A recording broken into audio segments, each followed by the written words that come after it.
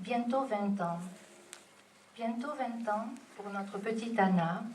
20 ans passés de bonheurs et de larmes, d'espoir et de déception. 20 ans, un chiffre rond pour arrondir la souffrance, panser les plaies, s'apaiser enfin et regarder l'autre dans sa lumineuse différence. 20 ans à pleurer et à ne pas y croire, à se boucher les oreilles pendant tant d'années qu'on ne sait même plus depuis quand elle crie, et à ne pas croire, lorsque les cris s'arrêtent enfin, à ce calme qui emplit l'espace.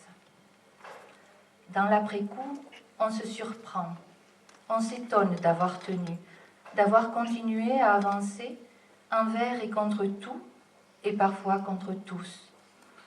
On se rappelle la main tendue, l'écoute bienveillante de certains qui ont aidé à traverser ce pont de solitude du polyhandicap. On se rappelle le relais si précieux des structures qui ont su prendre en charge notre enfant et l'aider à grandir. Les cris ont cessé, mais pas les interrogations, pas la peur en nous. Et demain, comment sera-t-elle ? Sera-t-elle heureuse dans la masse qui l'accueille aujourd'hui ? Notre fille aura bientôt 20 ans, l'âge où les demoiselles commencent à mûrir, commencent à se préparer femme pour plus tard.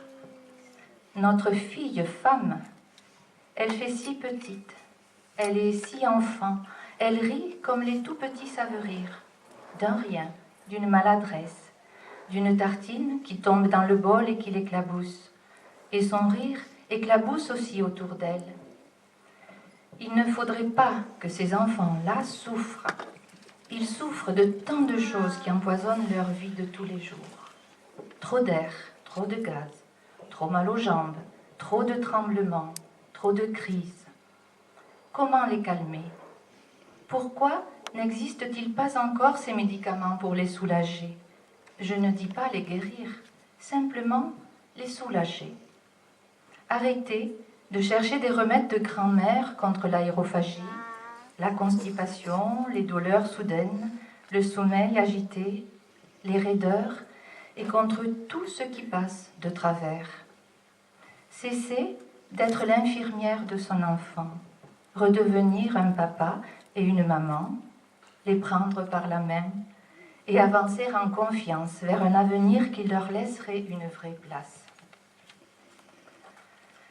Notre fille aura bientôt 20 ans, et quand je regarde en arrière, c'est avec ambivalence que mes sentiments s'expriment. On ne peut souhaiter cela à personne.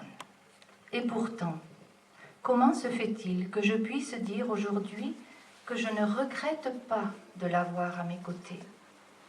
Comment se fait-il que je ne supporte pas d'entendre « Cet enfant a de la chance de vous avoir ». Comment ne pas imaginer que ces enfants-là sont aimables et dignes de l'être, et que nous aussi, en tant que parents, sommes heureux de les avoir près de nous ? Comment ne pas comprendre que dans l'intimité du quotidien, la chaleur de leur regard, l'éclat de leur rire, la maladresse de leurs caresses, l'amour sans faille, comme une évidence qu'ils nous donnent, valent autant que de belles paroles et que des études réussies.